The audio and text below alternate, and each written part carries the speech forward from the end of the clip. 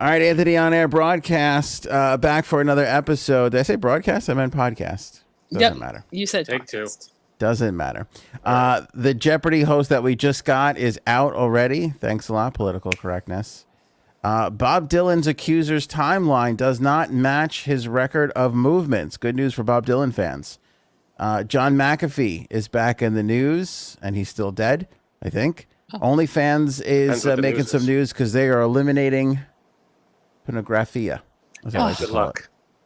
The Taliban has all our weapons. Cuomo's moving truck is hysterical. Elon Musk is creating humanoid robots. MrBeast has a great coin flip question that we'll pose to you, the audience. Toys R Us is making a comeback, and so is Val Kilmer's voice. Frankie C, J Sabs here to start the show. How are you guys doing? Fantastic. Oh, great. Rock and roll, baby.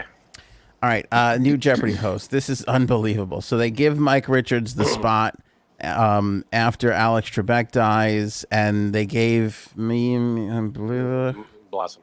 Mayim Bialik. Thank you. She gets to do all the big primetime shows, whatever. He gets to do like the regular shows.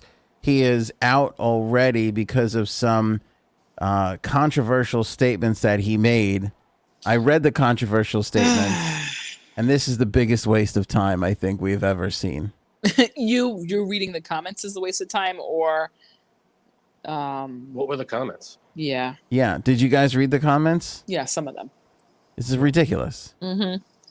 So, the Ringer is the first one that reported this. He had a podcast from 2013 to 2014, so I don't even think he's doing it anymore. It was called The Random Show, but random was spelled R-A-N-D-U-M-B. See what he did there? Very clever. It's clever. Very clever. It's nothing like Anthony on air. Good point. During which time he was serving as the executive producer as The Price is Right. It was a behind-the-scenes look at that show, the podcast. In a segment where his co-host and former assistant Beth Triffin discussed working as a model at CES, that's the Consumer Electronics Show. It's a very big trade show in Vegas. He dubbed her a booth hoe and also called her a booth slut and a boothstitute, like a prostitute, but a boothstitute. I mean, yeah, that's not great. I mean, but if they had a relationship where... Yeah, if it's fun, like if we made fun of you and you made fun of us. Right. Same thing. You call me a booth hoe, I would not be offended. In fact, I aspire to be a booth hoe at the CES. You see? In another episode, Richards discussed a photo of Triffon and her friends, calling her friends really frumpy and overweight, saying they all look terrible in the picture. They look fat and not good. That's what I mean. I'm sorry. I mean, but you're going to quit because of this? I don't know if there's a photograph of our friends now. Like if we were to show a photograph of our little group of friends, I feel like every member of the friend group will say, "Look at how fat I am in this picture. I can't believe how fat or old I've gotten in this photograph." Right. Yeah, but you're not. If you were a woman, a guy can't say that to a woman. Why not? I don't know. If a woman says that about a guy, let's say hypothetically, Mayim Bialik said that someone's friend looked fat in a picture. It was a guy. You think that would cause as much of a? But here's the thing. This is what everybody misses. I'm just throwing a hypothetical out there. But go ahead. Yeah, no, I know. This is what everybody misses, especially the super sensitive left on Twitter. It's just jokes. Like these are just jokes. It's a podcast. He wasn't doing a lecture at Harvard. You know what I'm saying? If he was invited to teach at Harvard and was like, "Can we move the fat girl in the front row, please?" That would be horrific. But this is a place of humor and jokes and entertainment. So if he was on stage at a comedy club and he said this kind of stuff, yeah, who cares? It would be fine. Fine. It would be more than fine. We've all said crazy, stupid shit. You're telling me you're sitting here right now. You've not told your wife, your husband, not tell you anything. Your friend looks really fat. I can't stand. You each have a friend that you can't. Husband of your significant other that you can't stand. There's a person on this show I can't stand. Yeah. I'll let you decide who. Frank, you're pointing the wrong way. No. I was doing this on purpose. I mean, come on. It's a joke. I kid. Yeah, I mean, if it's all in fun. That's the thing. We say all kinds of crazy shit on this show. And look, I've been doing this for a long time. Frank, you've been also doing it. Gene, you've been doing it for a while now. The amount of time that you log just talking, isn't it? Like, you can't possibly remember all the shit. No, definitely not. That you said. And you're probably going to come out. Yeah, we're probably going to say something stupid every now and then. And, you know, it's not like you're sitting there thinking ahead of time, I could say this, and it's going to be controversial, and it's going to be mean, and it's going to be great. No, it comes into your head, you spit it out. It's not like you plan to say every something now and then. stupid. We say something stupid every 4 minutes. That's usually what leads to laughter. Hello, have you met me? Right. It's all jokes. It's all, I mean, unless this guy was just a mean annoying. dick. It's just annoying. It's like you cannot say anything. Here's what I was thinking before. Imagine all the dumb shit that Thomas Jefferson must have said to his friends and it wasn't recorded. Mm-hmm. Come on. What? That's a hell of an example, but I get where you're. That was the out of left field example. I don't know why I picked him, but it's like you telling me that he never said, "Damn, that ass is fat" to one of his friends. Okay, probably a little more in the Queen's English, but other than that, right? It's probably like that behind looks ample. I want to stick my penis right in it. See, there we go. I just said something stupid. So it's just people say stupid things. He happened to be recorded saying a stupid thing. I don't know. I mean, it's not the best thing to say if you're going to be the host. That's the thing. The host of Jeopardy. If your comparison is Alex Trebek, I mean, he's just kind of a awesome dude. I understand that, but here's the thing: Alex Trebek did not have to come up in the world that Mike Richards had to come up in. You know, that you and I are coming up in. Yeah, no, I get it. I mean, like these people. Howard Stern. Why isn't Howard Stern canceled? You know all the shit he said. Yeah, but that's his persona. That's what he's known for. That's the whole thing. I know it's dumb. Why is that okay and this isn't? Yeah, because he's known for it. He's known for being a dick to women. But I mean, I don't know who it is. I don't know if it was Mike Richards or if it was the producers or whatever. But this was in like record time. Like this was fast. Like they I feel like Monday they gave him the job, and then today it was over. Yeah. The amount of time from hired to fired was quick. Like the last time this happened so quickly was the kid on SNL. Oh, right. Yeah. For all the stupid shit that he said, which he said, I mean, he said some stupid shit. But again, it was he was trying to make jokes. He was trying to make people laugh. Now, I remember hearing those jokes at the time going, I mean, these aren't even remote. Like, even a trained comedian working out material wouldn't make this bad of a joke. That's a bad joke. It was a bad joke. See, I'm all for, again, instead of cancel culture, what is it? Wait, you didn't hear everything. Hold on. He used a derogatory word for little people. Oh, give me that. I'm sorry, to me. Is it the M word? It's a midget. It's the M word. Midget. It's not derogatory. That is a direct quote from one of the articles that I read. They wouldn't even say it. They said derogatory word for. Well, wasn't that acceptable back? I don't know how long ago. When was this? Well, First here's of all, the thing. is it really derogatory? It's not derogatory. They're midgets. Here's the thing. I don't think some of them like being referred to that way. And it's the same thing of like, you know, Native Americans versus indigenous people. Like that line is shifting now. And I don't know.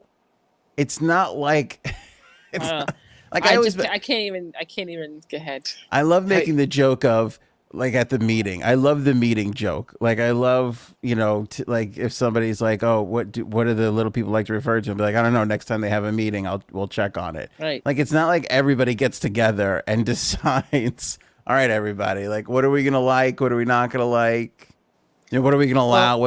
But the virtual signaling on social media these days, like, puts this automatic shame into place and in like hyperspeed that the people that could possibly be offended don't even have a chance to really react and actually be offended, because you can say dwarf, midget, little person, like, we're all just describing the same thing. It's just a word.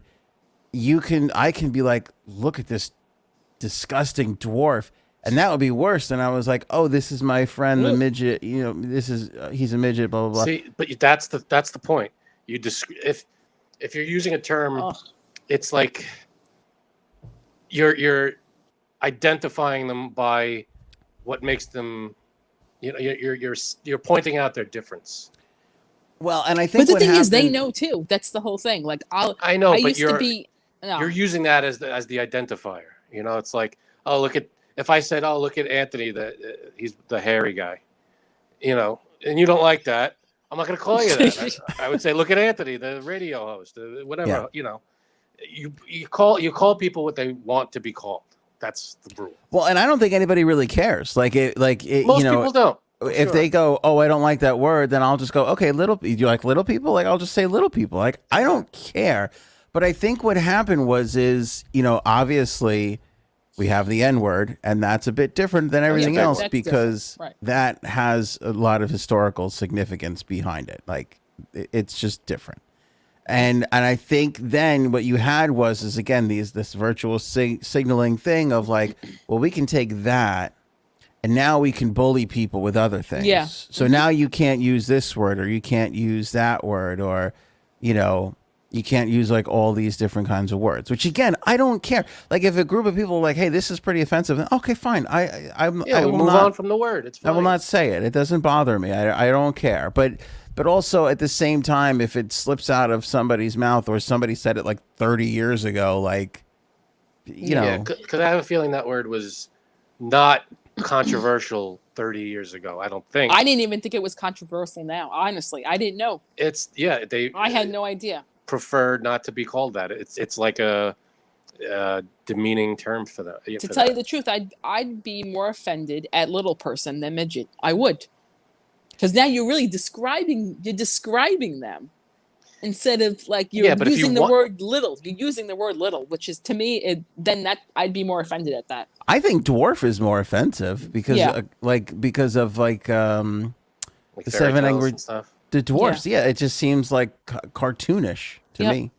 But I don't know. The same thing. I think is the same thing with the other word. It's not cartoonish. I don't think, but there's something about it that's obviously offensive to the community, and it's little people is more acceptable to them. Which is maybe fine. Not all of them though. Well, whatever. If you say little people and someone says I prefer this, then you go, okay, I'm sorry. Well, I'll say this. It's fine. We move on. That's the thing. I'm for forgiveness culture. If you're sorry, say sorry. We'll all move on, and then he could have his show. I feel like, if this offends people, you get up and you go, yeah, I said some stupid stuff. Everybody says stupid stuff. I'm sorry. I know that I offended some people. I hope we can move on. I hope you can forgive me, and let's all move on with our lives. I promise to do better in the future. Now, can I have my show, please? I mean, I don't see, unless he was like a freaking Klan member. Some stuff you could forgive. Well, that's the thing. Like, there was a time where this sort of like witch hunt thing was kind of appropriate, because you were outing really bad, racist, misogynistic people. Like, at this point, it's like this guy doesn't like. There's some stuff we have to learn to forgive and move on. If they're sorry, none of this sounds horrible. I didn't mean to offend, and that's it. We all have to, just forgive and move on. That's all. Here's I want to read this part to you in this thing. Twice during the podcast, he also singled out white male hosts for praise, seemingly only because they were white and male, and he assumed that therefore he could get a hosting job too. Well, I'd have to hear the context. I'd have to hear if he did that, then that's bad. But we're taking this report's word for it. I don't know how he said it, what he said. Right, it could be out of context. did he say, "Oh, these guys are good because they're white guys"? That's bad. But if he was like, I can't think of a good example of how you could say that and be acceptable. Yeah, It I don't know. probably Like, doesn't exist. I just But think I'd like have to hear the context. like even in the context of this show, like we say some pretty horrific things to each other because we're friends. It's to each other. There's love behind all. Like we don't mean any of it. Whoa! I wouldn't go that close, that far. There's mutual respect. Well, Man, I wouldn't even go that far. Toleration. yeah, I don't know, but there's like we don't have to worry about anything amongst each other. I feel. Agreed. And if somebody were to single out some of the things that we've said to each other, it would probably be pretty horrific. Well, the difference, I think, is whoever this model was. Let's say we brought a guest on the show, and it was a model, and she showed us pictures of her friends, and you were like, "Your friends look fat." I mean, that's out of nowhere. It's not it's not to your friend. It's just some random guest you have on the show. It's a little weird. No? Yeah, but I don't think it was a guest. It was a co-host. Was she the co-host? Yeah, she was he was interviewing her. I thought you said she was a co-host and former assistant. Oh, okay. I didn't know she was a part of the podcast. Yeah. I thought she was just a guest that he brought on. And he called her a booth hoe and a booth slut. And it's like, come on, have we all not used the term video hoe referring to women in like music videos? Absolutely. I don't think I've said video hoe. Oh, in my come life. on. I've just heard that term for the first time in my life right now. Are you kidding me? Are you for real? I've heard both those words separately, but I've never heard them definitely said together. I wanted to be a video host and like an Eminem video or something like that. Definitely. I never heard them referred to like that. Sure, okay. Not saying it didn't happen. I just never heard. I mean, I could be making this up, but I feel like even J-Lo has referred to herself as a video, like that she came up from being a video hoe. Yeah, you're right. I've heard. Because wasn't she in? She was a fly girl on In Living Color. That's right. But wasn't she in a video early on or something? No. I don't know. Or maybe I'm thinking of Alicia Silverstone. I'm not sure. Anyway, she was in videos. I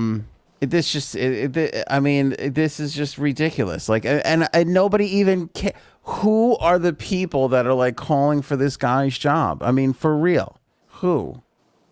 And you know what the thing is? Nobody probably heard that podcast. No. If nobody brought it up, no one would know about. We wouldn't be like, we wouldn't care. It wouldn't. It's like it never happened. But I'm sure there's like a handful of people that made a stink about it, and then now it's we gotta make it into a story. It's so stupid. The guy who was on the guy who got fired from SNL, I forget his name even.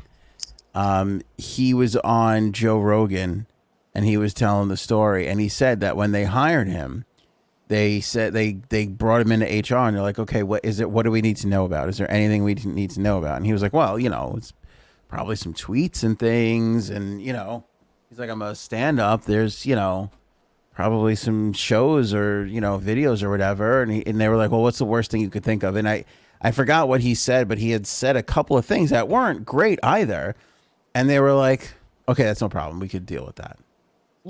Yeah, but he never said. He never told them about the other stuff. The other stuff, yeah, which was it was It was pretty racially motivated, wasn't it? Yeah, he was like making fun of the way that Asian people say noodles,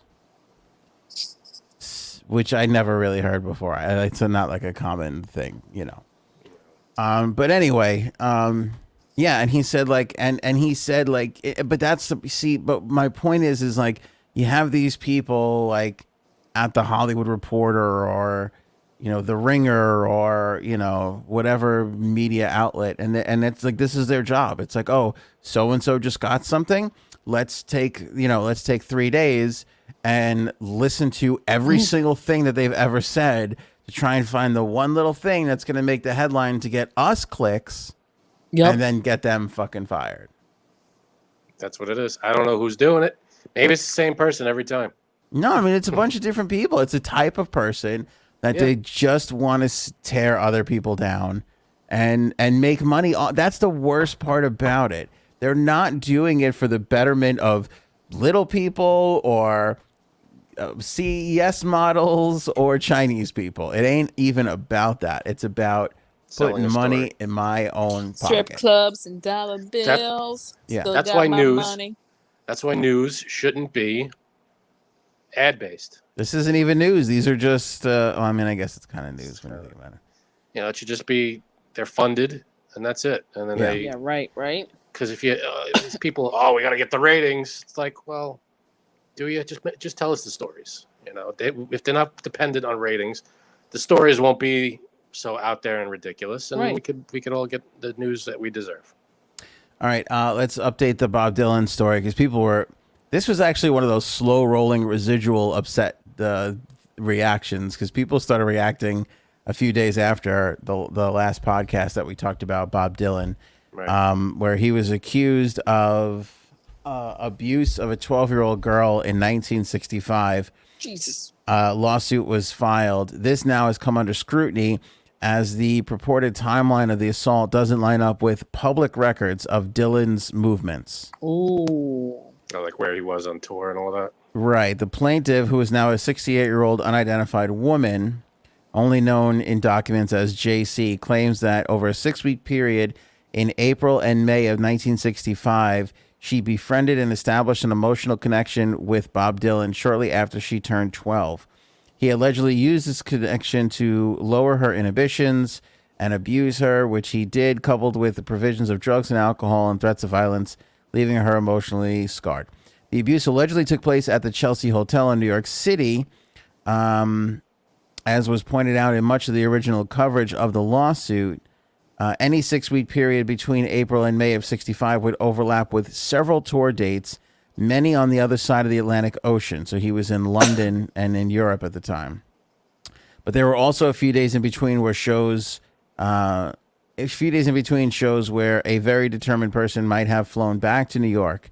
However, as it turns out, many of Dylan's off days are also accounted for, casting doubt on JC's story that he groomed and abused her in New York City during that period. From January of 65 through April of 24, Dylan toured North America. He spent most of April along the West Coast with shows in Berkeley, Vancouver, Portland, and Seattle.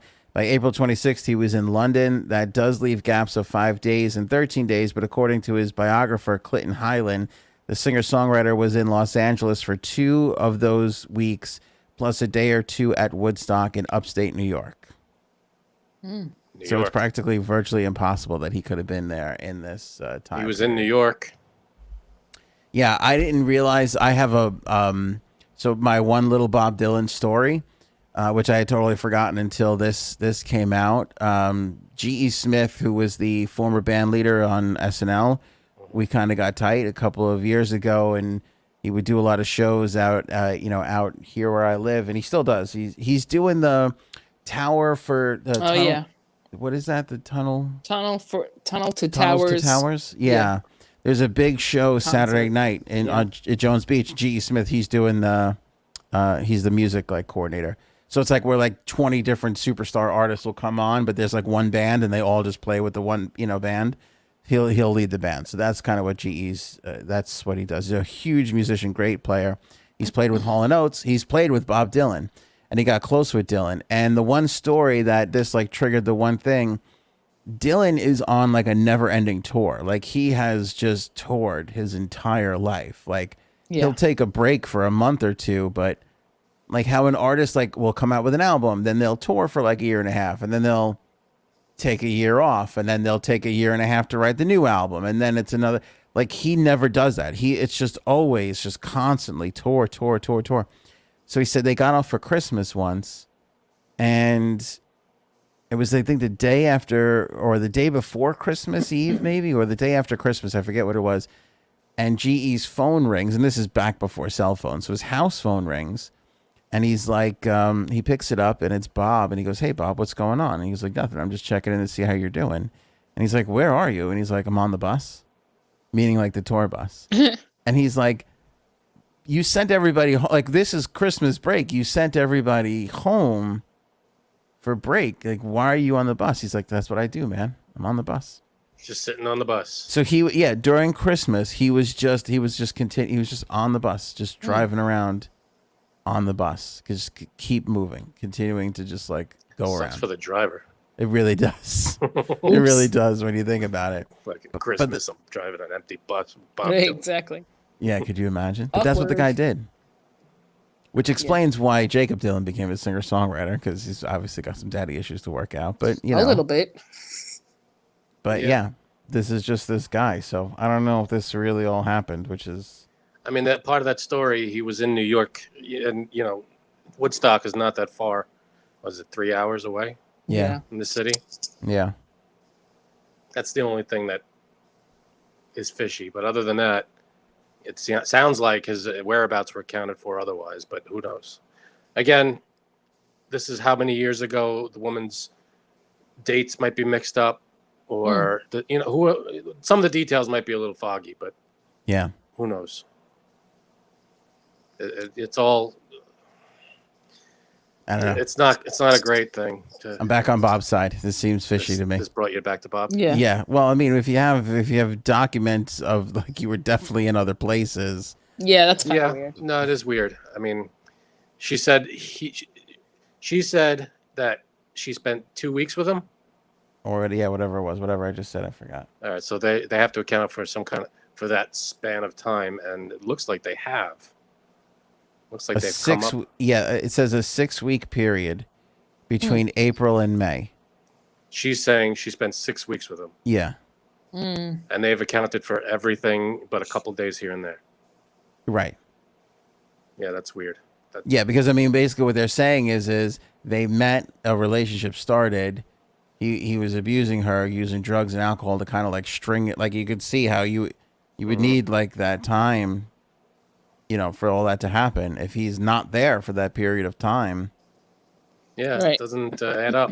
Doesn't really add up. I mean, if she got the time period wrong or the amount of time, that's something you're off different. by 1 year. You're off by could be April of the year after or the year before. Who knows? I mean, maybe, but then that shit's gonna get thrown out. I've seen, you gotta kind of have your facts right. Of course. Speaking of which, McAfee, there's a fight now over his remains. Ooh. Which is weird because that is weird. Well, the wife said she really didn't get to see the remains, right? Right, and then because they had to do like all the autopsies and stuff, but then I guess once that's done, it's like your personal effects and your remains like can be given to your loved ones. But if you remember, her daughter, his daughter, she had commented. I forget what she had popped up and commented on, and they were like protecting her identity. All of a sudden, she wants the remains now. So the daughter and the wife are fighting over who gets to bury him, I guess. Well, they just both bury him. I don't know, because I guess it's also your stuff too, whatever that is. So just bury him wherever. I mean, I don't understand that stuff. This is more of like a heads up because I'm sure we're going to get some more shit out of this in the future. So, oh, yeah. So it seems to me like some of the conspiracy theories of he might still be alive doesn't add up anymore, right? Because they're probably not. Okay. Probably seems not. like he's really gone. Because yeah, if they're arguing over remains, that means they have remains. I would say so. Okay. OnlyFans shocked by this. Shocked. Good luck, OnlyFans. After they built their empire off of like basically porn, right? They are going to be removing porn from their platform over the next. I forget what the time frame was here. Effective October 1st, 2021, OnlyFans will prohibit the posting of any content containing sexually explicit conduct. Ooh. This is, I mean, monetarily. Frank, you look disappointed. Very, very. Yeah, how many OnlyFans subscriptions do you have? I'm going to put you at like around 9. That's it? Yeah. Keep going. No, I don't have any.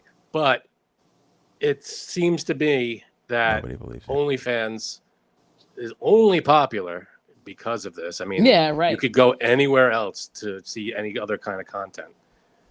This seems to be like a poor financial move on their part. Maybe they were going the moral route, but I don't see them lasting very long without this. Boom. Well, they're saying that you can still post, you can still have content that contains nudity. just as long as it's with their acceptable use policy. What that is, I don't know. Right. But I'm sure that I'm sure It's a gonna be little. like Cinemax nudity. I guess. I mean, there's dudes that get naked on there too, aren't there? I mean, it can't just only be chicks. Gotta be. That's No. all you ever hear. I swear to you, I do not have OnlyFans. I've never even looked at it. When the Yeah, me first either. girl made like when the first girl made like $1 million off it, and that was the story, I Googled it then, and like I looked at whatever the basic, like whatever. I didn't pay for anything, but I, Googled it and clicked on the links and stuff. But I've never actually looked at it. But all you ever hear about are the chicks that are doing well on there. I would hope that there's like a dude that's like a breakout star. Right. All like, Maybe the dude is doing the same thing the chick's doing. that's what I want to know. Like, who's the dude that's like pulling it? Because I can't even name that first girl now. She was in the Adam Sandler movie, I think, right? Wasn't that the girl? Oh, I don't know. Bella something. Bella something. That sounds about right. Yeah. But anyway, like you never hear about like the dudes that are doing well on these sites. Right. Well, sexist.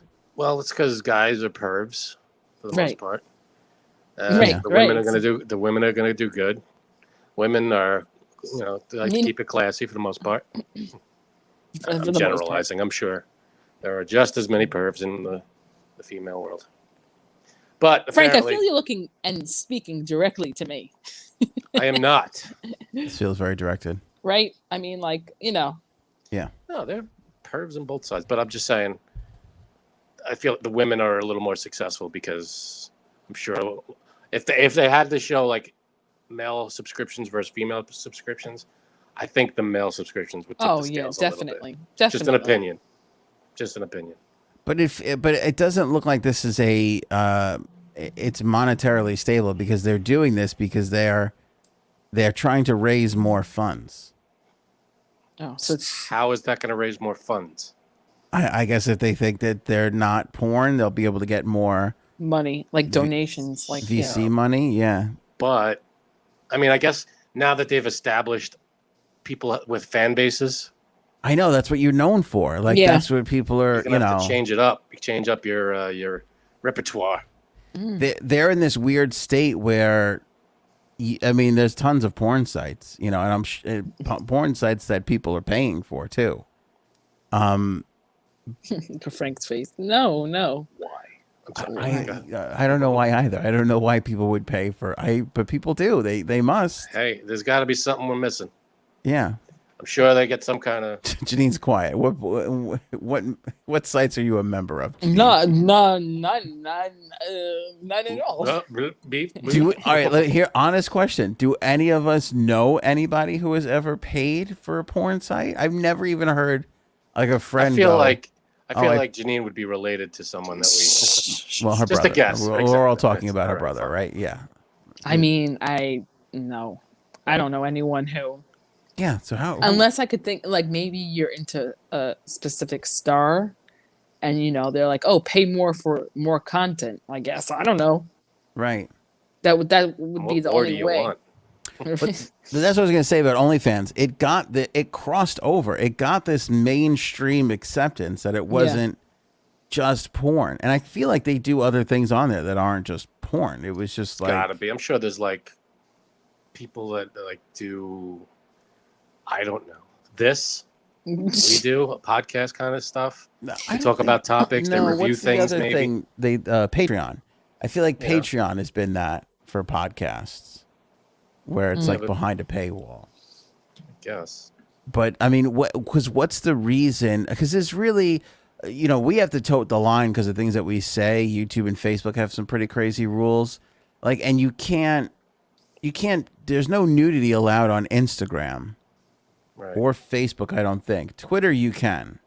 Oh, really? Okay. You can have nudity on Twitter. You can have full-on sexual acts on Twitter. They allow everything Twitter, except if you're Donald Trump. Then it's a different story. Like whoa, you're gonna start lying, then we gotta kick you out. Double penetrate DP, okay. DT, not so much. But anyway,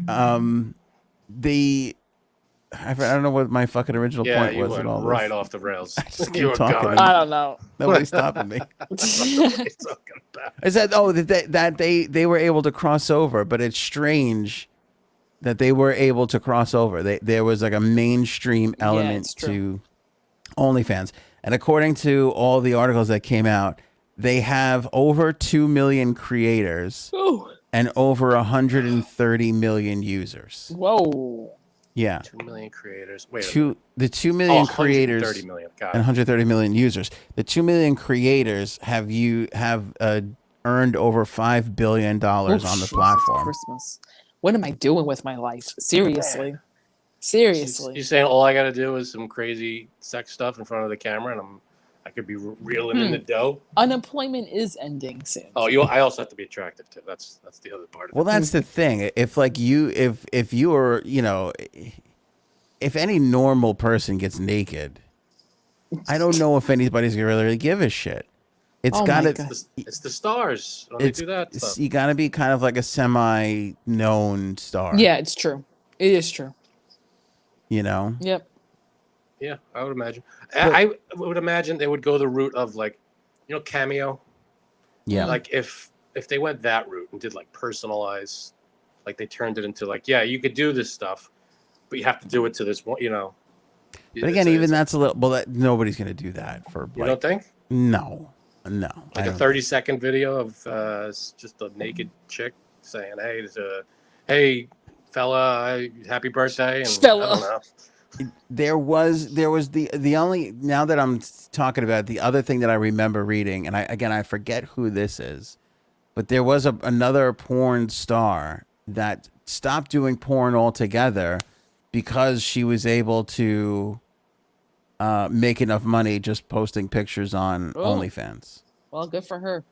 Yeah. You see, that's So I was like, oh, that's a good thing because, and she kind of alluded to, porn not exactly the safest, not a huge HR department in the whole porn industry. You know what I mean? It's not like it's always safe and wonderful and on the up and up. Maybe kind of having that's sex where I with need your to go. coworkers. Ah, To run HR for OnlyFans? Or for actual industry. porn. Yeah, there you go. Yeah. Well, But I don't know. needs it. They're in a pickle here because you're known for this now, and now you're gonna like stray away from it. I think you're gonna lose a lot of people. It's Yeah, kind of like when exactly. Playboy said, "No more nude." Yeah. Yeah. Whatever happened with that? Did they stick to that? I don't know. Nobody knows. It's I gone. know, because who the fuck is reading Playboy for? What are they going there for? Your fucking opinion? Like, it's not that good. I mean, Like, I respect the no nudity thing, but then you have to make all your other shit like really good. Like, you Right. gotta have a real reason to fucking go there. I mean, yeah, that's fine, but again, I think they went back a little. I'm not sure though, but I can't imagine them surviving on no nudity. Yeah, I can't You're just a even. magazine, Right. And, first of all, you're a magazine.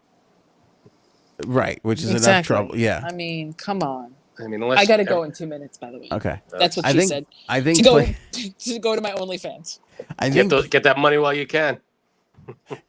Check out Janine on OnlyFans. I think Playboy only makes money off of literally just licensing out that bunny costume for Halloween. I think that's where they make their money for the year. What else could it be? Yeah. Have you been a Playboy bunny, Janine? No, never. Okay. I have to Yes, ask actually, to tell you the truth, you want to hear something funny you. Yes. or bitchy? That woman who had it out for me at my job on Halloween, like, I'm a huge Halloween fan, so like I'm not just gonna go into my office like it's a regular day. I'm gonna like put something on. I'm gonna dress up in something like, I'm gonna do something. So, I had bought these bunny ears, and she was like, "Oh, look, it's our very own Playboy bunny," and I was like, "No, that's actually not what I'm. Believe it or not, that's not what I'm going for." And I was so offended. Oh, Probably- you were offended. I was offended. Calling HR. What were you going for? Just like a bunny, not a Playboy bunny. You mean you were called something you didn't want to be called? No, it was only because this woman had it out for me, and she always, did something. But Oh, but wait. I'll tell you why I did the bunny. I'll tell you why. Now I remember. Because she was upset that my boss took me to meet a client and not her. And the client that he met, his wife was named Bunny. So she thought I didn't hear her. Like when he went to tell her I'm taking Janine, she was like, "Oh, you're taking your little bunny?" And it was like 2 weeks before Halloween. So I was like, you know what? Now I'm gonna be a fucking bunny to fucking just to fucking twist her. Just to fucking twist her. And that's why I did it. I just remember that. So yeah. A healthy work environment you had there. But unfortunately, it wasn't a Playboy bunny. It was just a regular bunny. If you had a chance to punch this woman in the face today and not get in trouble for it, would you do it? Absolutely. Yes. Punch her in the face and her throat. Yes. Nice. Absolutely. The old face and throat punch. With my bunny ears. It's hard to pull off. All right, we got to talk about this before Janine goes because I want to get everybody's opinion on it. And this is a great thing to throw into the comments. Credit MrBeast for this one. He asked this question. I found this to be fascinating. Okay. Would you rather have $10,000 guaranteed or a coin flip for a chance to win $100,000? Coin flip. Oh, God. And I'm the gambler in the group. Oh, God. 10,000's great. Chance at 100,000. That's basically you take 10,000, you put it on red or black. Yeah. Well, no, you're not, because it's a lot more money than that. Yeah, that's 50-50. You're looking at 10 to 1. Yeah, 10 to 1. That's pretty good. I'll take it. I would probably do the 10,000 because I just lost some money in AC. So there you go. We never found. Oh, you know what? You never shared your AC. Didn't you have a story? What was your story? I forget. We were just asked if we were swingers. Hi-oh. No, you. Oh, that's right. Now you weren't. You have to tell this story now. I know you got to go. Can you tell it in a concise? Okay.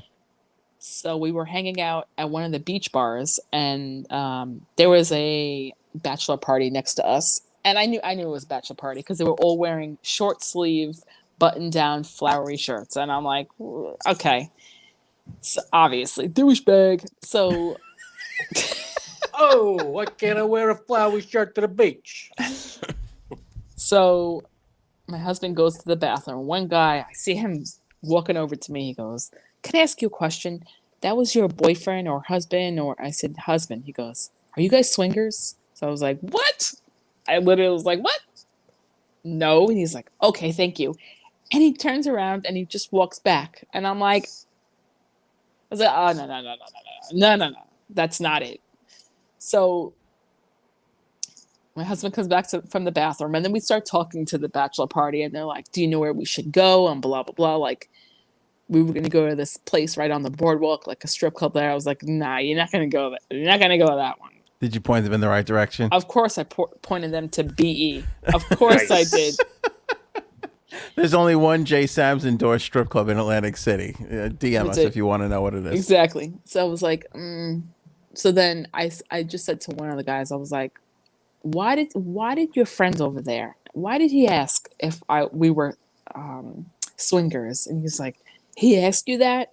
He's like, I wouldn't even bother even thinking about this. He's like, he's an idiot. He always asks dumb questions. So I was like, all right. But it was pretty funny because I was like, no.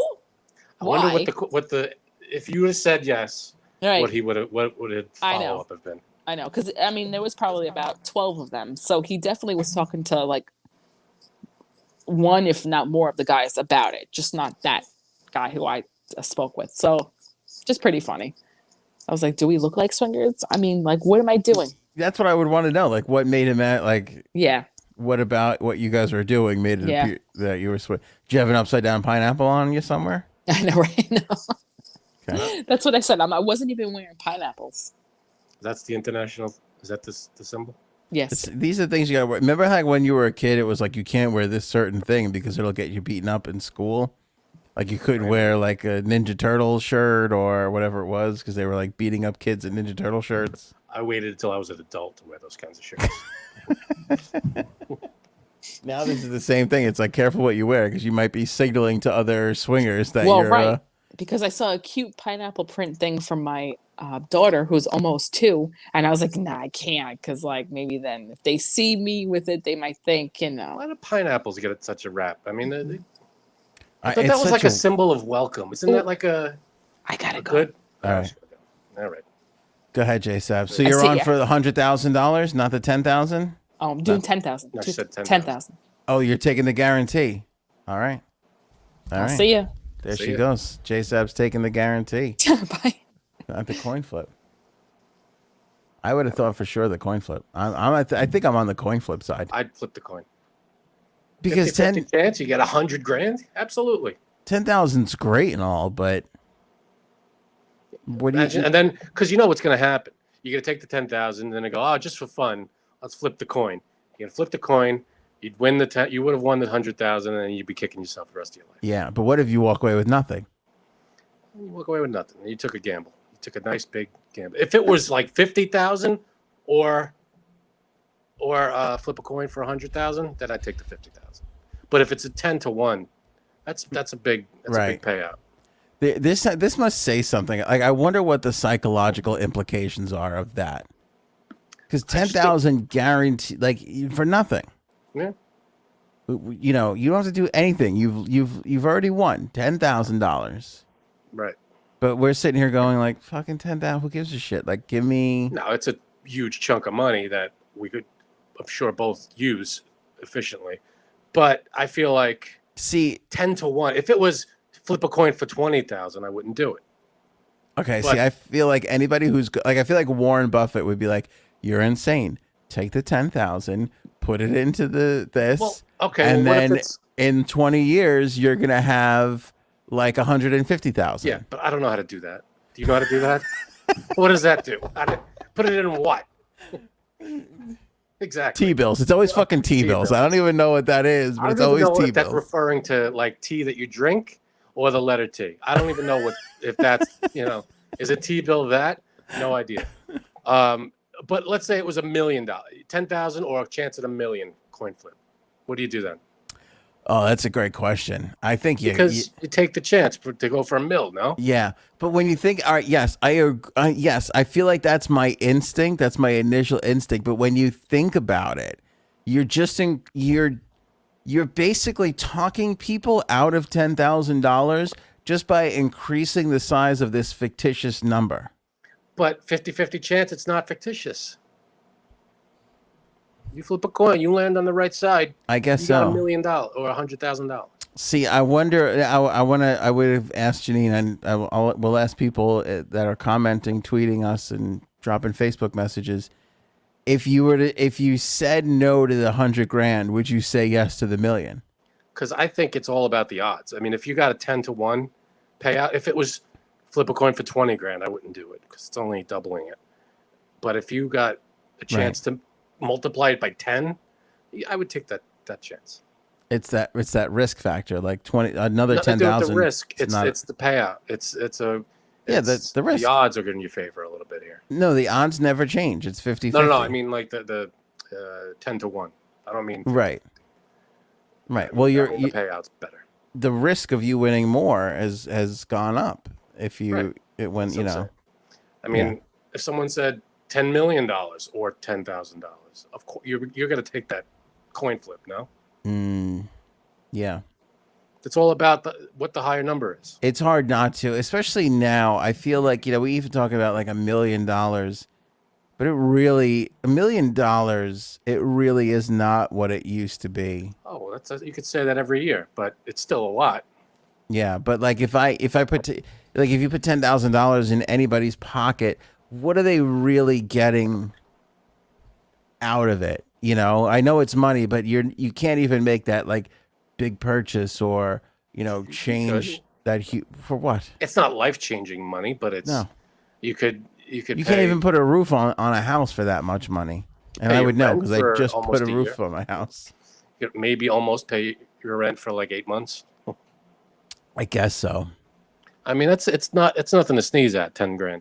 But let's say if it was a guaranteed $100,000 or a coin flip at $1 million. See, that's 10 to 1 as well. but I would take the 100 grand. You're right. You're So right. It's all about what the numbers were. I probably would take the 100 grand too. I wouldn't risk losing 100 grand out of maybe a million. I All would of that risk million. losing. I know it's tempting, but you walk away with 100 grand, you're probably going to be happy. It's still 10 to 1. It's the same odds. You're right. But I would go for the 100 grand over the coin flip. I feel like we're making the dumb decision here. I feel like educated people will be like, take the guaranteed money. We're educated, not highly, but we're educated. College graduates. Please stop it. Okay. Barely. Queens College and St. John's, give me a fucking break. Those are colleges. Barely. Okay, barely. Technically colleges. Let's just put it this way: if they lapse on paying their college credential fee, they're fucking out. That's nobody's gonna let them back in. They're not lapsing on anything. Yeah, I don't know.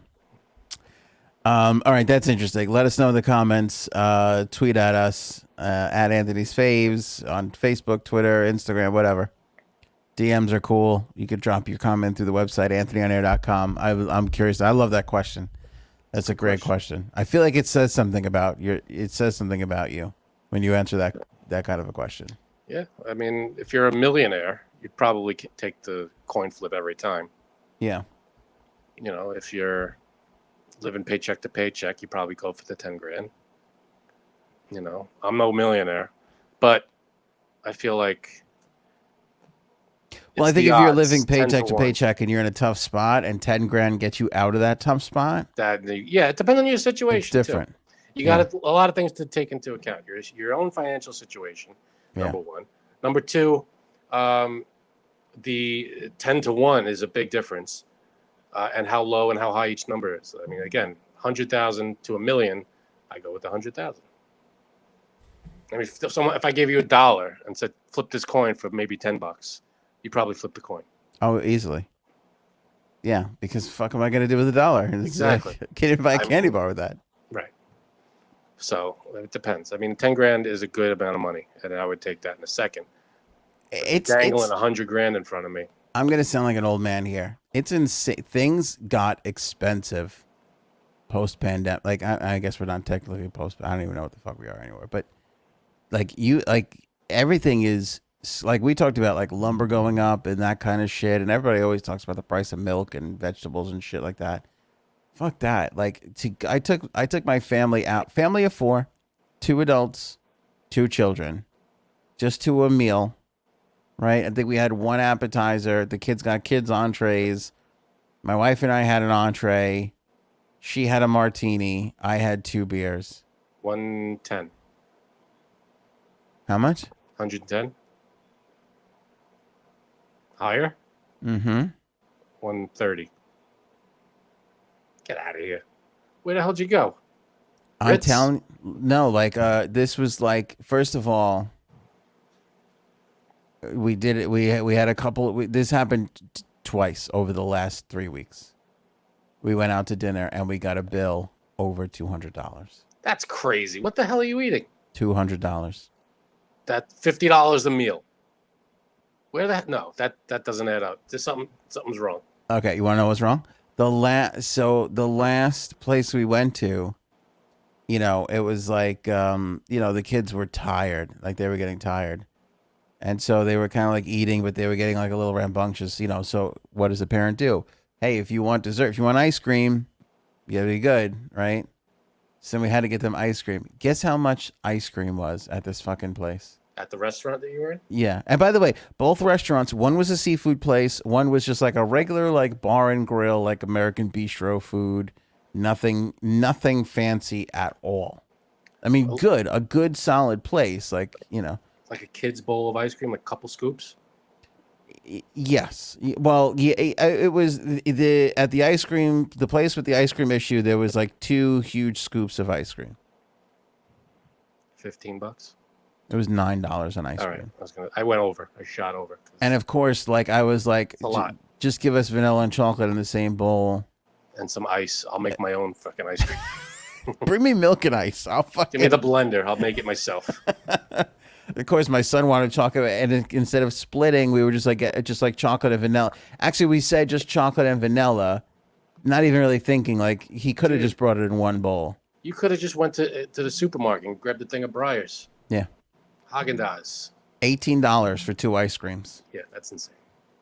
The drinks were like $15.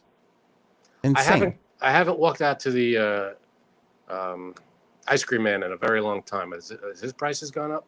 Yeah, because truck? we went to the beach. I went to the beach for the first time a week ago.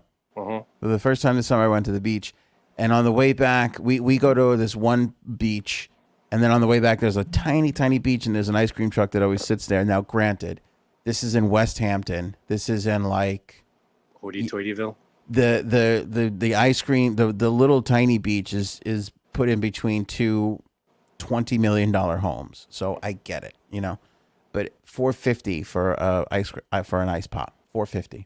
That's insane. For 4 of us to have a fucking ice cream was $20. Crazy.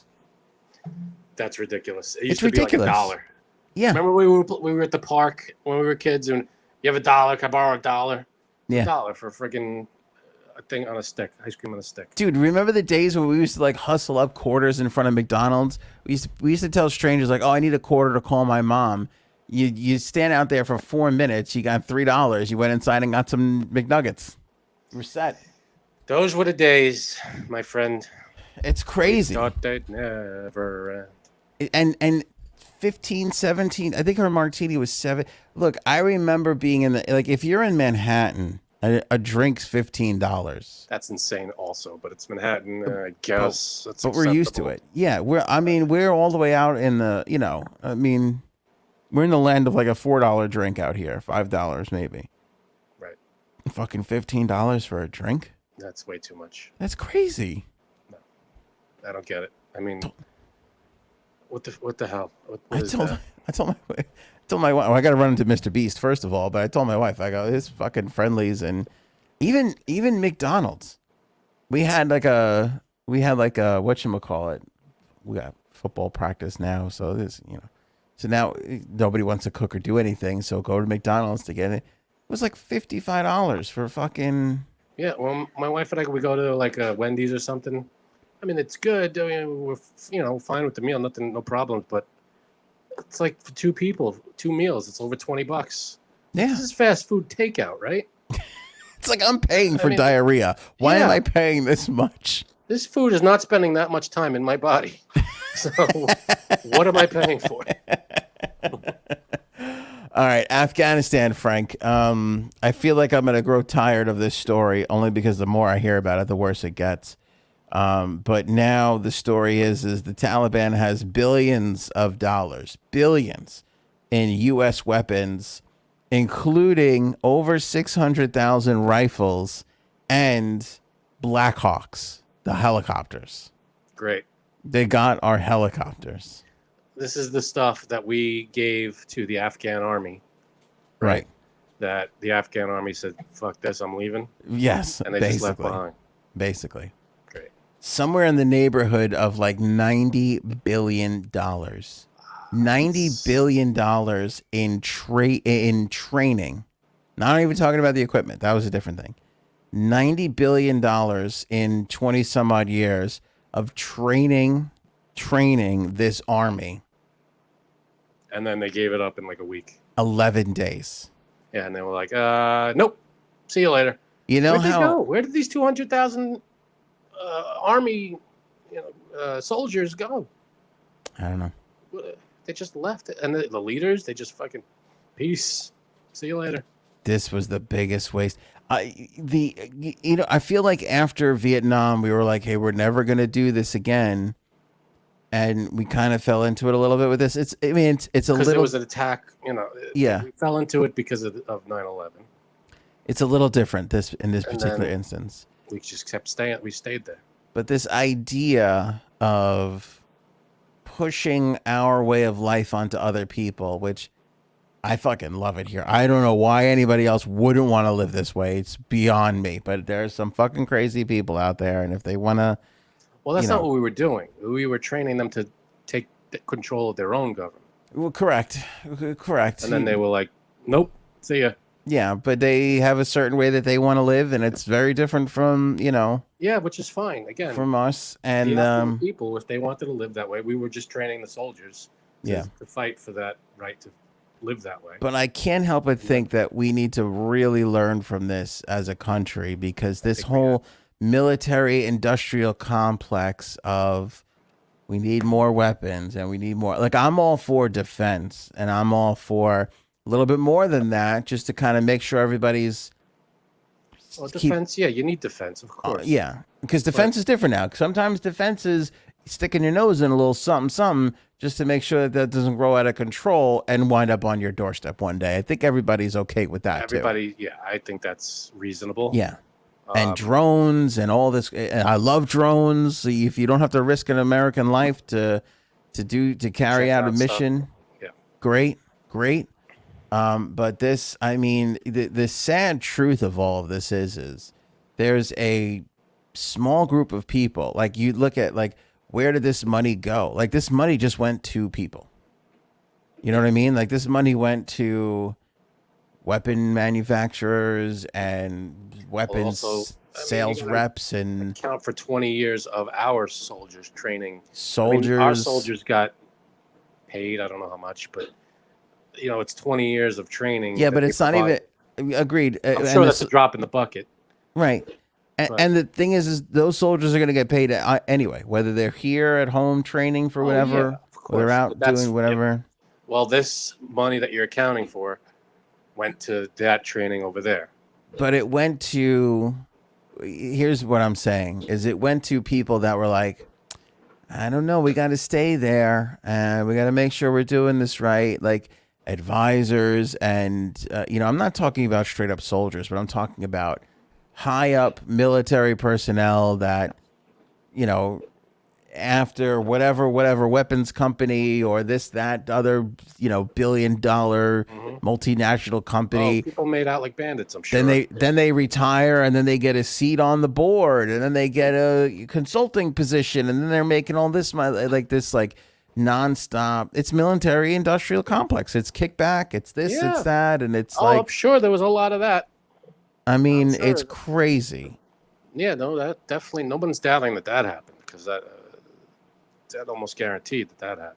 Yeah. You gotta, that's part of, sadly, all this Halliburton shit, and $50 for a pair of socks, and it's fucking nuts. It's fucking nuts. I know. And these people's lives is the worst part about it. It's our soldiers' lives to line the pockets of just some people. It's fucking disgusting. But the more I read about it, this ain't looking great for Biden. I was trying to find, I was looking into like why he took a couple of months more to get the people out. And I didn't really, people were screaming about it. When some loudmouth conservatives scream about shit, the same way when like AOC screams about shit, sometimes it turns me off from like really looking into it. But they're saying that he was trying to make the official withdrawal like around the anniversary of September 11th, like for the optics of it. And that's why he was kind of like stringing along the... Then why didn't he wait? If that's true, he could have waited another couple weeks. I guess so. But I mean, I don't really know. The other thing I read that he was, and again, this is all like, this could all change. The other thing I read was that he went like 5 or 6 days or whatever without talking to, like, when they knew, oh, okay, this is really starting to escalate quickly. He never talked to anybody like England, or, he never talked to any other world leader to kind of like, let's coordinate, let's get our people out safely. There's a way to do it. Like, you get the people out, and then the military leaves. And he kind of like fucked up that order, and then like rushed the military out. It was like very strange. Yeah, no, I agree. It didn't go the way it should have gone. I mean, we played that audio of the General Miley there. He said they didn't think it was going to happen this quickly. Right. But everything I'm reading from like everywhere is kind of like, yeah, but even when you kind of knew it was going down, you still kind of like dragged your feet a little bit. And they're saying like they got control of the airport back. and I think the number was like 700 or 800 people that they've been able to get out like per day, but that there's anywhere from like 10,000 to 40,000 people still there that they need to get out. So I mean, even if they're running like around the clock, like I mean that's just I know it's a long time to get all those people out. Yeah, and I don't know. Obviously, we don't know the situation firsthand, but I got to imagine there are troops protecting those. Our troops are there, guarding. Hopefully, those thousands of people that are trying to leave. Yeah, because they sent what 6,000 more troops in, and I don't think that they're not letting that airport. Yeah, they're not going to get that airport back from them. Right, they're protecting the exodus for the most part, hopefully. But yeah, I don't know how this is going to play out. It's a weird situation. I don't think it's a good look for Biden right now. This is really not a great. It is not. Not a great look for him. He's not really handling this all that well. I mean, he has advisors, he has generals. Why? I mean, you'd think they would. I mean, you got to take the orders where you can take the orders, but you'd think they would. Hey, this is the better idea. Yeah. I don't know how it went down. I mean, it's easy to Monday morning quarterback, but when you kind of look at it, you got to go, well, we should have probably gotten all these civilians out. Yeah, and you could have still had your ceremonial bullshit, whatever, before 9/11. Like, you didn't to go for a photo op was probably a bad thing. Like, I stand by my words. The Taliban was going to do this no matter. I think everybody kind of knew it. Yeah, because they were going to come in. They said they were coming in, but we didn't think it was going to be this fast. It's going to be this fast, even if they thought it would take like years or whatever. Right. They just literally, it was like as they were walking out, they were just coming in. Yeah. It was like, okay, I don't know what they thought they would wait for. I guess I don't know. Yeah, but I mean, you really had people just like dragging this thing on for absolutely no reason, and I think Obama like reduced soldiers. Trump really kind of, you can give him credit for this. Like, he was the one that was kind of like, this is it, over. We're going to negotiate the end. Now, again, whether or not he had to let that fucking guy out, I don't know, I don't know about the guy, but he did release 5,000. I think that was all part of the negotiations, And then those are the ones that. Yeah.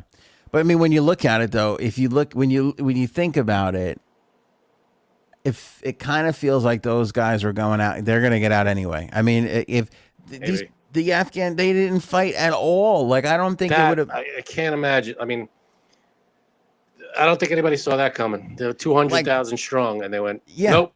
There's obviously more than five. If Trump let out 5,000 people, including the baddest of them all, there's no way there's not more than 5,000 Taliban in that country. No, so the people that were already out were definitely going to run over these 200,000 soldiers, which is crazy.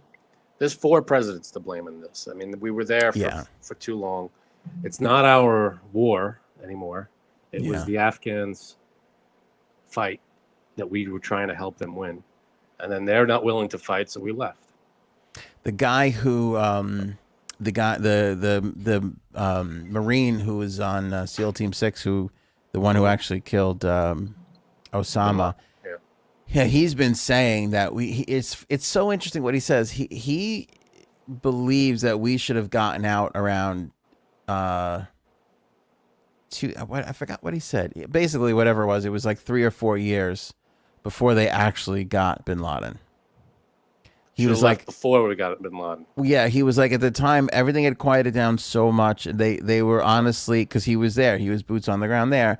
All the soldiers were kind of like, well, what's the point now? Like, outside of you're literally just trying to find this one guy, there's no longer any reason, to be there. And, they had pushed Al Qaeda out, they did that, that was the real main objective as far as Afghanistan goes. But he goes, I thought we should have got out. He goes, but to their credit, like, we stuck around for another 3 or 4 years, and then we wound up actually getting him. That guy's an interesting guy. He also was on the team that rescued Captain Phillips. Man. Yeah. This guy's done a lot. It's like the 1927 Yankees. Yeah. What was that? Amber Alert? Storm? Hurricane. Hurricane. Can you guys hear that? No. Hurricane warning? Yep. Yeah, they warned you. They didn't warn me. You're fucked. Yep. No, I think I'm. Oh, right. Okay. I think I'm farther out, so I don't think it's gonna. So you're fucked. I'm definitely fucked. All right. Have a good time. Enjoy. Have food, water, cash, fuel, and medications for 3 days. Oof. That's a fun warning to get. I don't have any of those things. Well, maybe end this thing early and make a trip over to the grocery store. Yeah. The ATM. God, Jesus. All right. This is the really want you to be prepared. That's the third one. I know. I told you I was consulting on this environmental podcast that we're doing. Not helping to sleep at night. Not helping. It's not a good situation there either. We're not great. The human race, we're fucking things up. Pretty much. Yeah, it's not good. Pretty much. Yeah. But yeah, these are the images coming from and they're all just showing it off too. They're like, yeah, we got all your shit. It's not a great situation. At least you got rid of Cuomo though, Frankie C. I found this to be rather hysterical. This U-Haul truck pulled up in front of the governor's mansion. Now, did a U-Haul truck just go there, or was it his U-Haul truck? No, I don't know. I mean, is someone trying to take a picture with a U-Haul truck in front? No, because you know what happened? They feverishly got it and moved it into the back, away from all the media. Why would you get a U-Haul? That's just, get an unmarked truck. Get something. Hire a fucking moving company. Something else. You know? You see, because that implies that he's got him and other people around him to help him move stuff. Not a company. That's him moving his own stuff. Yeah. U-Haul is not a company that has people that move stuff. It's just trucks. No governor should move out of the executive mansion in a fucking U-Haul truck. Yeah. That's just awful. Yeah, you hire someone to wrap your shit up and take it. Especially this guy. He's got all this money from selling the book about how well he handled the whole COVID thing. Prick. Right. Elon Musk said Tesla is working on humanoid robots. A prototype is supposedly coming sometime early next year. Are they going to pass the... I forget what the test is called. Is that test you're not able to tell if it's a robot or a human? I forget what that test is called, but is there a test like that exists? Yeah, and that's when we're screwed. Once a robot passes that test, we're screwed. Yeah, basically. If we're not able to tell, because a robot will give certain answers, and if a robot reacts the way a human reacts, all this stuff. If it passes that test, I forget. It's gonna kill me what that test is called. I feel like we're screwed regardless. I feel like we're screwed already. Oh boy! Do you want to see this? Oh, you see? Oh, I see it. Yeah. Look at that thing. Isn't that freaky? For those that are listening and not watching, it looks just like a bodysuit, but all right, picture a football player, and the top of the shoulder pads are just pitch black, and so is the face and the mask. It's called the Turing test. What is it? The Turing test. Turing. The Turing test? Yeah. And that's to test a robot's ability to be human and to blend in and not be robotic. Yeah, it's no longer a question of if the robots are going to take over and kill us. It's which company's robot is going to take over and kill us. 5'8", 125 pounds. Mm-hmm.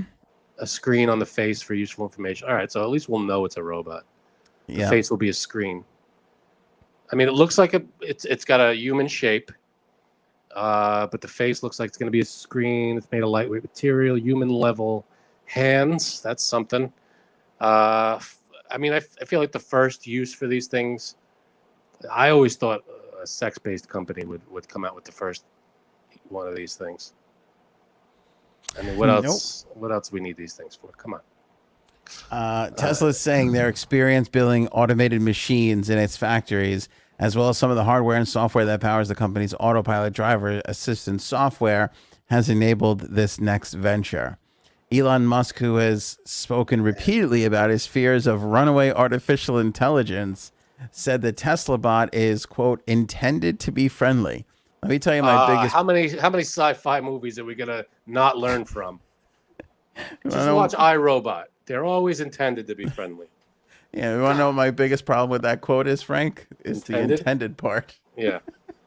Once someone hacks this thing and does whatever it wants with it, turns it into whatever, we're screwed. So that's the first thing that's going to happen. They're going to build this thing. It's going to be hooked up to some giant computer. Someone's going to hack that giant computer and take over these things. And that's the problem. Oh, yes. Yep. It's exactly iRobot, isn't it, really? It's exactly iRobot. Exactly Except that in iRobot, the computer became self-aware and it wasn't hacked by any other person. It was like, let me solve humans' problem. Oh, the problem is humans. That was iRobot. I don't even remember iRobot. It was good movie. Wasn't it the robot was accused of killing somebody or something? Yes. Yeah. And it was accused of killing somebody, but it did because it was ordered to by the human that created it. Like it was ordered to. Right. The guy wanted to commit suicide. The thing helped him, I think. Right. And then the main computer, the other part of it was the main computer was, spoiler alert, iRobot spoiler alert, was tasked with solve problems for humans. The biggest problem facing humans was humans. So that was the problem. That was, they didn't account for that. I mean, this is, 12 arms. What the hell? 2 necks. What is? Oh, electromechanical actuators. Yeah. What the hell that is. What's strange? Oh, so let me read this before I get into my point here. God. The company is designing the machine at a mechanical level so that you could run away from it and most likely overpower it. Most likely. It will be 5 feet, 8 inches tall, weigh 125 pounds, have a screen on the face, as you said. The code name for the bot inside the company is Optimus. Oh, boy. That sounds like the thing that's going to end the world. Yeah. Remember Optimus when he wiped everybody out? Yep. Doesn't that thing in the chest, doesn't that look like your fuse box that runs your house? Yeah. Just the door panel on it? Yeah. It's hitting a little too close to home here. This all sounds lovely. The robot is designed to handle tasks that are unsafe, repetitive, or boring, according to Tesla. Isn't that just being a person? Well, right. I mean, that's kind of what we want. I mean, that's kind of why Amazon was so successful. It is repetitive and boring to go out and shop for your paper towels and your, this shit that you use all the time. Like, oh, you mean I could just automate that and it'll show up at my door? Great. I actually like going shopping. I like doing the grocery shopping. I feel like we like doing the grocery shopping, especially like if you're going to make something special that night or you got a new recipe or, have you ever used that smoked paprika, by the way? You still haven't, have you? No, I have. It's a bold-faced lie. No, I did. What the hell was it? You can't just sprinkle it on some eggs and be like, I did it. No, I can't remember what the hell it was. But I've used it on something. Doesn't matter. Anyway, never believe anything that Frank says is the point of this. But the real point. It's still mostly full. I'll give you that. Of course it is. You buy one of those fucking things that lasts longer than the house sometimes that you're living in. Anyway, my mesquite seasonings is lowered a bit. I use mesquite a lot. When I make burgers, mix in the mesquite mix. Yeah. Oh, that's good stuff. That's really good stuff. Anyway, this, I feel like it all starts out with these good intentions. Of course it does. But no one's, hey, you know what?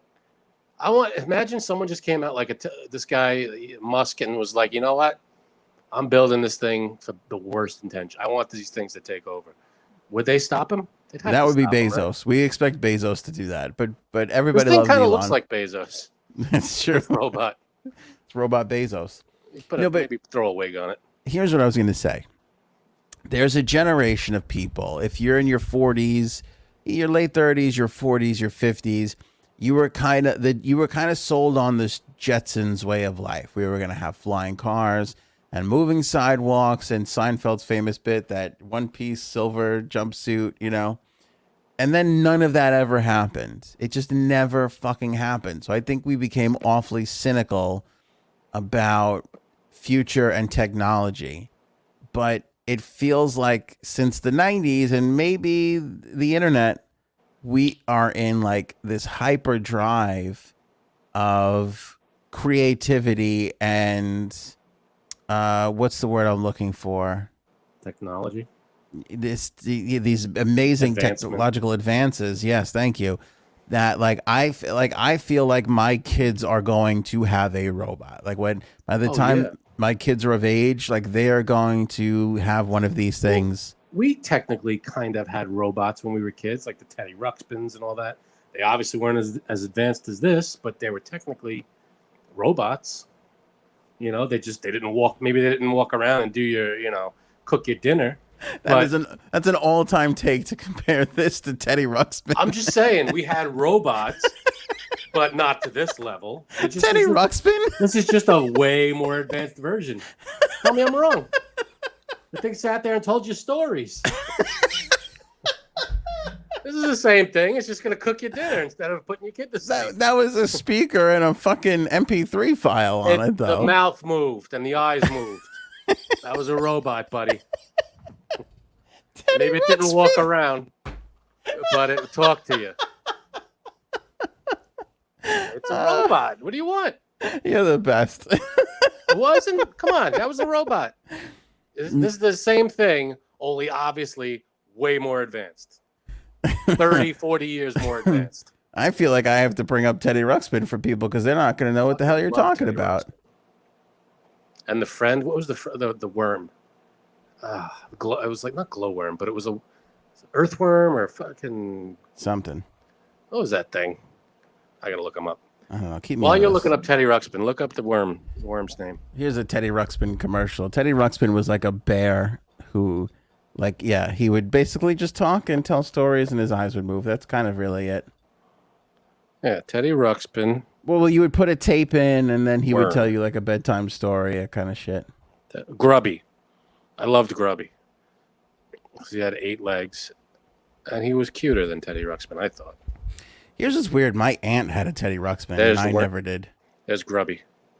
I think I do remember seeing commercials for that. Fucking loved Grubby. God, the 80s. The 80s look at the futuristic world is like one of my favorite things ever.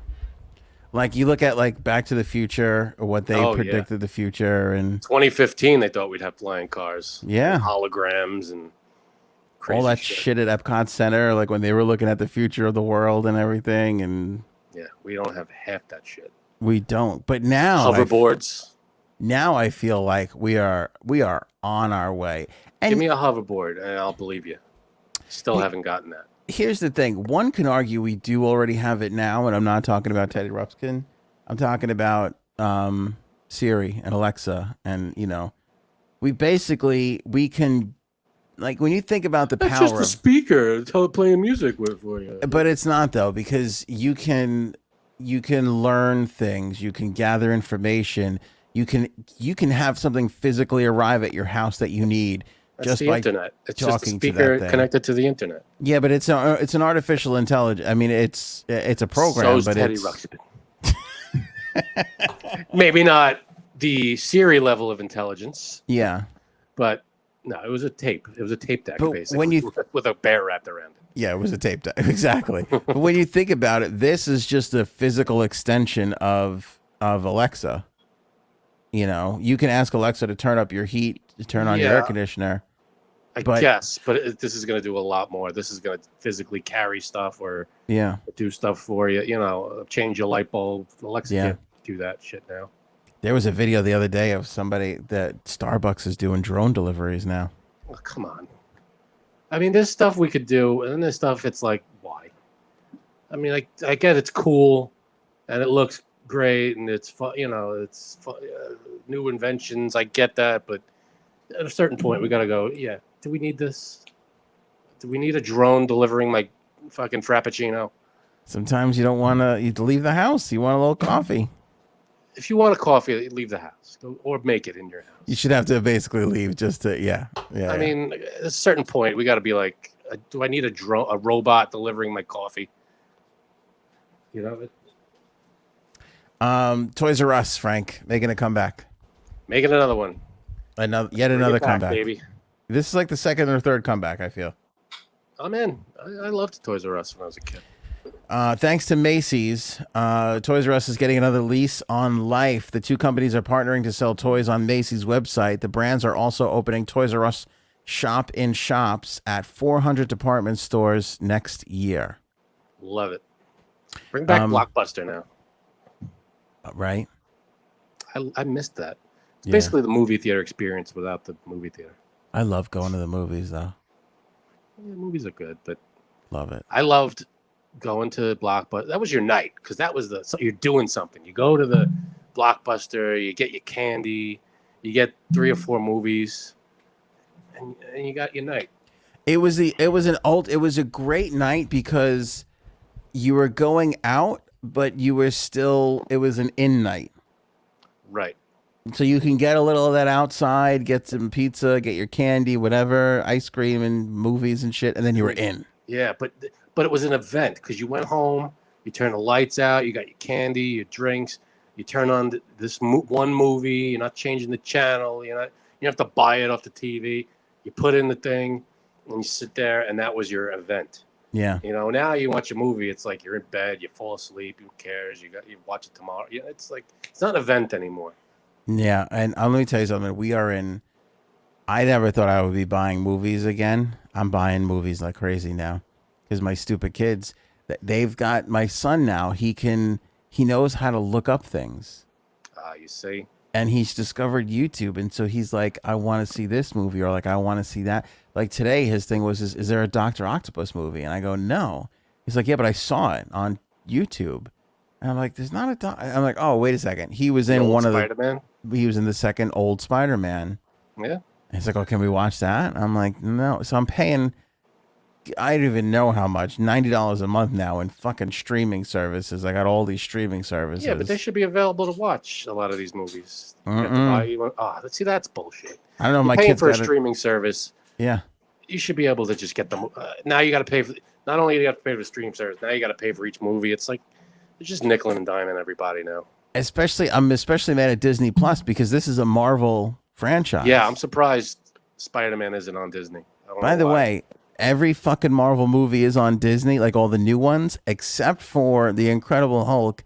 This little son of a bitch goes, we haven't seen the Incredible Hulk, we got to watch the Incredible. I'm like, how did you find the one fucking? He figured out and narrowed down. This is the one movie that we don't watch all the time. Not into Captain America, Iron Man. Come on. No, he is, but he realized that we don't have access to. He could watch Captain America whenever he wants. That wasn't good enough. He had to zero in on the fucking one movie we couldn't get, and I had to buy it on Apple. I had to buy it. See, no, you didn't. No, you don't know what it's like. when it comes out on Disney, we'll get it. When you hit day 7 of, what would be a good idea today, Dad? Is Incredible Hulk. And you're like, fuck it, all right, fine. You know what they have though? They have cartoons. They have all this other stuff. We did it all. The cartoon Hulk, the Lego Hulk, the fucking. We've done it all the movies that Hulk is in. Thor Ragnarok. Which Hulk did you get? Hulk is half the movie. That's true. He knew. Nope. Incredible Hulk we don't have. That's the one I need. Now, which one? Eric Bana or no? The other one. You told me the other one. Yeah. No, that's the real one. With Norton. Edward Norton. Yeah. Yeah. That's the canon one. Yes. That's the one that's legit. That's the one that we bought. By the way, my wife and I know somebody that is like a department store like executive. Mm-hmm. When they do what? I know somebody high up in the. I know somebody in some names now. In big department store. We're high up, When they do these little pop-up shops, they're hugely successful. Huge, like when they do Halloween. No, not Halloween, but like Macy's will have like they'll have the Calvin Klein store in Macy's. And basically all it is like they'll maybe build a little thing sometimes, or they'll basically just change the displays. Like a section. The section, yeah, and they'll kind of like jazz it up and make it this whole thing, and the Calvin Klein will put signs up and stuff. For whatever reason, people go crazy for that shit, and they wind up Because buying. it's a specialty, like it's a novelty. It's this weird. Yeah, it's a special thing. it's like the McRib, but when it's for a limited time only, we feel like, oh Yeah. my god, I gotta fucking get this. Yeah. Yeah, It's like the Pizza Hut and Target. I don't go to Pizza Hut on a regular, but if I'm in Target, I might stop by Pizza. you might get a little Pizza Hut. I might Yeah. do it. Underrated with those cinnamon pretzels in the Targets. They don't really have those that much anymore. Auntie Anne's. Oh, They should be everywhere instead of just malls. They should have their own. They should have their own stores outside of malls. There's nothing that excites. I feel like most men in this country, you could offer them a guilt-free threesome, or just an average trip to the mall for an Auntie Anne's pretzel. They're gonna take the Auntie Anne's pretzel. They might think about it for a little while, but It might take a ultimately second, it'll be the Auntie Anne's pretzel. it's gonna be the pretzel. I mean, the jalapeno pretzel. No, I don't like that. I don't like that. It's good stuff. Cinnamon. The cinnamon pretzel is great. I like the cinnamon or the regular traditional one. Jalapeno's good. It's not like you're eating a jalapeno pet. It's just a little spice to it. No, I don't like Get that. it with the cheese dip. Oh, dude. But that You know what sweet you're missing. sugary pretzel. Oh my god. Yeah, we need those places outside of malls and Penn Station. That's the only place you get it. Which is like, why can't we stick that into other places? I don't know. I don't Talk think. to the Auntie Anne's executives. I don't realize. You know executives now. I know somebody up in big Yeah. department stores. I just feel like there's got to be more. There's got to be more of a market there. Pretzels should be everywhere. There should be, instead of an ice cream man, should be a pretzel wagon that comes up and down the block. Oh yeah. Well, I mean, the kids run out for the ice cream, but the adults would run out for the pretzels. I don't know if this is a New York thing, but like on occasion, you'll come across somebody who I feel like that guy in Clear History, Bill Hader. He's like, Yeah. on occasion, I will talk in my sleep. you'll see a homeless person pushing a cart, a regular shopping cart, where he's fashioned a little fire for himself, and he is just grilling pretzels. Oh, that's outside of concerts. You get that a lot. And they're like, The parking lot. no way should you be consuming a food from a stranger who's cooking off a shopping cart. Something tells me there's no food license there. Yeah. Just a hunch. I think they're circumventing the FDA A little bit. a little bit. Circumventing a little bit. A little bit. Just a little bit. But those fucking pretzels sometimes can be amazing. Yeah, unless they're old and stale, they're always good. Always good. You know, Always good. Ugh. Val Kilmer, finally. This is insane. This Val Kilmer story. Go ahead. He's so he lost his voice, right? Because he had throat cancer. Throat cancer. He was battling for a long time. And artificial intelligence, boy, this is a positive artificial intelligence thing. That For now. For now, until the voice robots take over. I don't know how that would happen. Before Val Kilmer goes on a killing spree because his AI voice told him to do it. Yeah, he might actually, show you how to spell Kilmer too. That would be. Oh, did I misspell it? Val Kilmer. Val Kilmer. Fuck it. Val won't be offended, I don't think. But what I want to know, all right, so yeah, he lost his voice, his natural speaking voice. But now AI, what they did was they put recordings, I don't know how many hours, but hundreds of hours of his movies and whatever recordings he has. Is that what it was? They uploaded it to this AI technology thing, this computer, and now it's able to speak for him. Now, I don't know if it's coming out of his own body, the voice, or if it's like a computer, kind of like Stephen Hawking. I don't know how he's able to speak, but his artificial voice sounds like his voice. That's amazing. Yeah, I don't know how it's coming out, but from alternate, yeah, he had so he had surgery in 2014, and he was unable to speak his natural voice, and now this AI is able to do it. So there's a video on the thing that I sent you of him explaining, like, how I lost my voice and all this stuff, and it sounds just like classic Val Kilmer, like from 20 years ago. Is that what I have? The clip of him? Yeah, in the middle of the article, there's like a little Yep. video. It's like a minute and a half or so. It's him. You don't see anything except like you see the text of his voice, but it's him. It's his own words. It's interesting. I don't know. Again, I don't know if it's coming out of his. Yeah.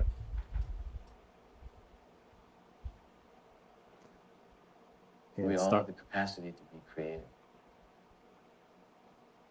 We're all driven to share our deepest dreams and ideas with the world. Wow. When we think of the most talented creative people, they speak to us in a unique way. A phrase we often hear is having a creative voice. But I was struck by throat cancer. After getting treated, my voice as I knew it was taken away from me. That's crazy. Because I tell you what, you can hear there's a little, because the inflections are not always great, but he's got inflection. It's a little off, but it's there. It sounds like him. I mean, it doesn't sound like a robot. Doesn't sound like. I mean, I don't know how he's doing it. Like, is he typing into a computer and it's speaking, or is it coming out of his own mouth? I don't know. Right. That's the only thing I couldn't decipher from this. So, but that's one step closer to, something truly amazing. I mean, this by itself is amazing. That's amazing. Yeah. I don't know. Yeah. Again, I mean, if Stephen Hawking were still around, could this be applied? Again, you'd have to have. I guess you'd have to have audio of his natural voice, which I don't think he. I don't think he had that much, as much as obviously an actor would. Well, what's amazing is he, like, because there's a did you see the documentary about him? Stephen Hawking, no. No, Val Kilmer. Val Kilmer, no. Yeah, he's got like not only all the movies and everything else, but supposedly he was one of these guys that filmed everything. Like he was like the first one to bring like a regular VHS recorder on set at movies and just film like everything. Wow. Who knew that would pay off, huh? Yeah, so I'm sure outside of even all his like movie roles, there's probably tons of that shit that they had access to too. Yeah. It's crazy. I don't. I heard a lot of buzz about that. Have you heard buzz on that? I heard a lot of buzz about that initially, and then it came out, and I don't know how people are responding. Like if it's really that good. Not sure. I did hear buzz, but yeah, again, I haven't heard anything since. But this is a huge step forward. I mean, in technology, and I feel like we should be able. Huge step, and he wouldn't have got it without me paving the way to make it happen. Hey, this didn't happen while Trump was president. But yeah, I laid all the groundwork for it. Oh, all right. But I feel like this, and they should be. If you're paralyzed from the waist down, I feel like we should by this point, instead of working on robots, I feel like we should be able to put some kind of contraption around your legs that makes you able to walk again. Maybe you can't use your own, muscles again or your nerves, but you should be able to have some kind of motion. You know what I'm trying to say? Like some kind of help robotically that should be able to help. I feel like we should be there already. We may not have flying cars, but I feel like at the very least, at this point in human history, we should be able to get someone up and walking again. Well, I think that was the thing that part of what Elon was working on. It was that, Is that what the robot thing is? A little bit of it. That's a little bit of what it was, because he was, he was saying, like, he was talking about brain stimulation and how you can put like something in somebody's brain, and just with little electronic impulses, you can get movement back in their hands or back in their feet. So that's he's putting a lot of money into that. Would be great. Let's go that direction, because let's start fixing problems before we start making new ones. But that's what we were talking about. We were talking about the little human brain that grew eyes. Like, it's finding that fine line of like, hey, let's get people walking again, And before you get to that line of like somebody beat another person to death because his thing short circuited, and now there's a mass murderers or a loose. That's what I'm saying. We gotta. Well, let's solve the problems we have first before we create new ones. Is my thing. Like we're worried about making robots that could, I don't know, go shopping for you or whatever. Let's maybe step back a second and go. You're really annoyed by the Starbucks drone. I could tell. That really a little. It's a little unnecessary. I feel like you want a cup of coffee that bad. That's a luxury. Mm-hmm. You should have to maybe, work a muscle to go get it. Especially when you have delicious coffee you can make from your own home, Frank. Agreed. If you do, that would be a wonderful thing. We have a new sponsor that's going to be joining the show, I believe. We're losing you. You're glitching. Don't want to glitch on the sponsor. Oh my God! Oh no! Oh, I can actually see it. Yeah, we could all see it. All right, you back? Yeah, am I back? Glitchy, you glitchy son of a bitch. See, now that's AI screwing with us. I don't think. Nope, nothing. So we do have a new sponsor coming up. Brand new sponsor will be starting next week, I believe. That's the hope. The hope is, next week. Am I back? You're back. I think your video's trying to catch up. Okay. Your audio sounds clear. What's interesting is we're on like a backup thing right now, and we have been for the last 2 episodes. Right. And this one will actually tell me when the connection's bad. There you go. I get a little warning. Modern technology. We can't fix what's wrong, but we can tell you what's wrong. Could tell you that's wrong. That's good stuff. The very, very last thing I just do want to mention, and I don't often try and take money out of people's pockets. We've only done this for Janine's Star Legacy Foundation. And this is the only other time I'll do it. And it's because it's for an incredible cause. But we're doing this. This is Friday's episode. Saturday is the Artist Writers game. This is a East Hampton tradition. So if you're in London, I'm sure you don't give a shit. But fact of the matter is this is a game that is 73. This is the 73rd time they're going to play this game. It's a celebrity softball game. You can see on the scroll here. Is that a Blinton? What? Was that Bill Blinton? Yep, it was. All right. Actually, do you want to know the interesting Clinton story here is? This game was kind of so influential that he came up and umpired in this game back when he was a governor. Uh-huh.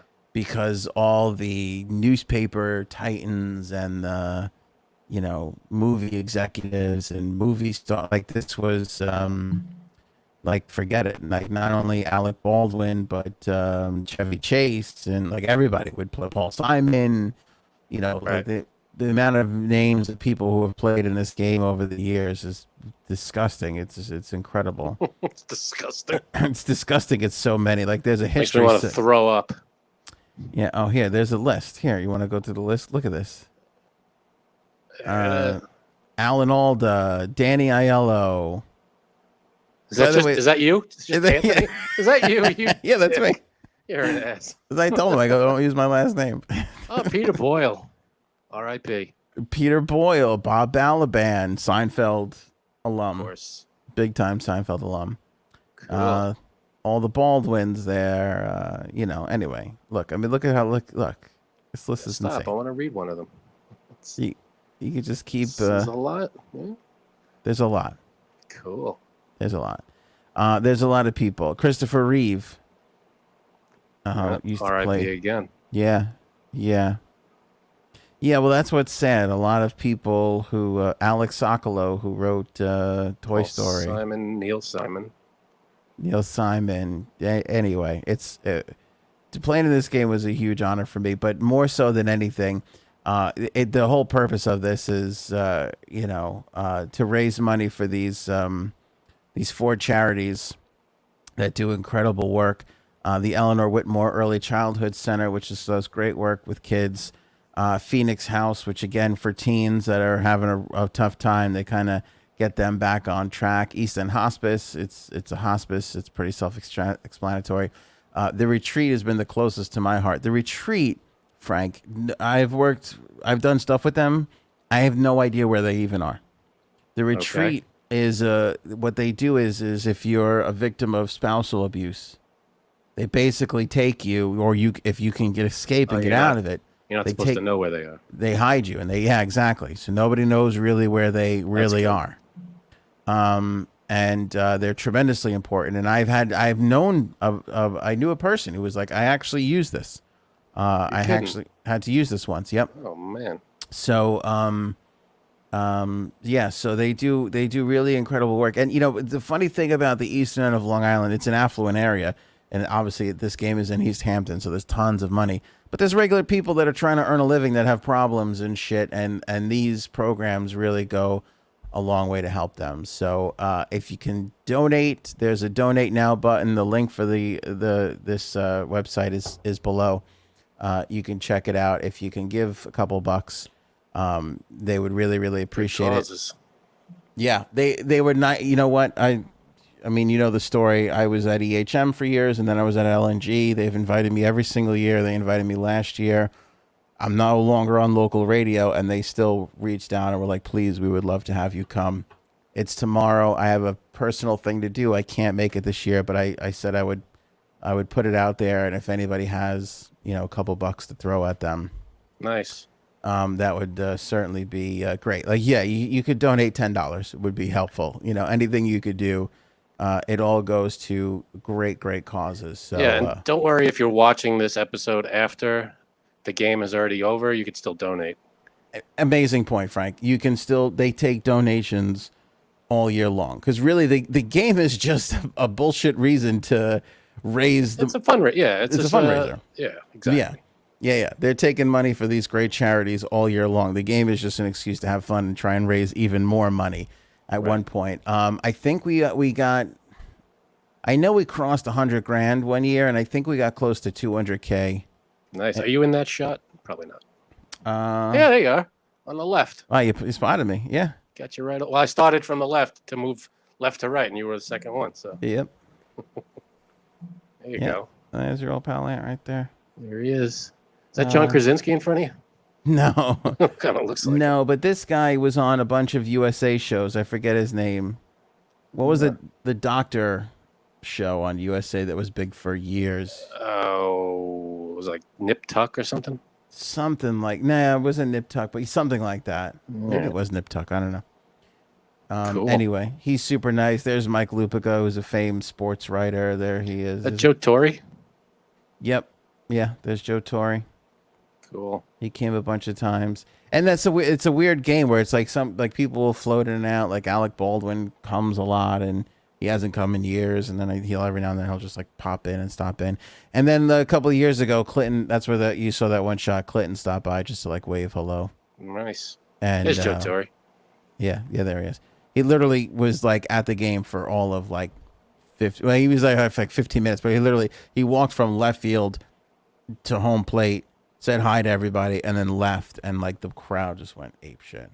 And I know people have an adverse feeling on Clinton now that everything has come out. This was years ago, that happened. Right. But it drew because the idea is you want to get as much press on these things as possible. Sure. And him just showing up and walking through the park got like 4,000 more articles. Right. And helped raise like X amount more money because people were just crazy. aware of it more. Yeah. That's insane. Imagine you just walk through and it's like the biggest story. Yeah, I know. That's but crazy. when you think about it, I mean, again, this was before, we knew all this stuff. He's a former president of the United States at a softball game. Like I thought you were talking about Baldwin. I'm sorry. No, there's John Franco. John Franco. Love him. Yeah.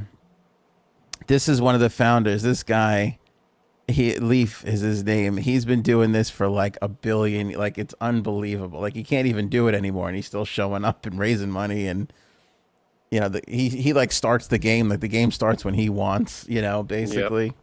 So, anyway, thanks for indulging me on that for a few moments. If you can donate, again, link in the description for the Artist Writers game.